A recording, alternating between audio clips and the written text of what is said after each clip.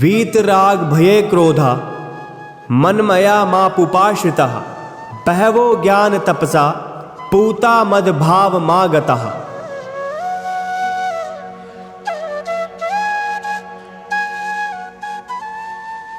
ज्ञान रूपी तप से शुद्ध हुए आसक्ति, भय और क्रोध रहित मुझ में लीन और मुझ पे ही संपूर्ण आश्रित मेरे भक्त आदिकाल से मेरे स्वरूप को प्राप्त हो चुके हैं।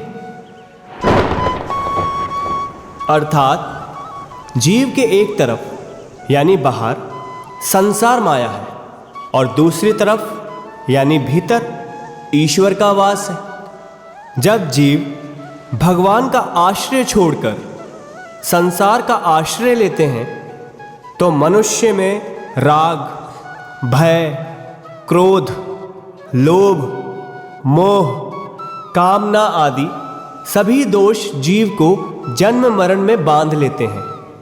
और जब मनुष्य शांत व स्थिर होकर इस संसार का चिंतन करता है कि मैं कौन हूं, यह ब्रह्मांड कैसे बना, शरीर छोड़ने के बाद जीव कहां जाता है, इस पूरी सृष्टि को किसने बनाया, धीरे धीरे जब मनुष्य को असत्य संसार का ज्ञान होता है तो संसार से वैराग्य हो जाता है।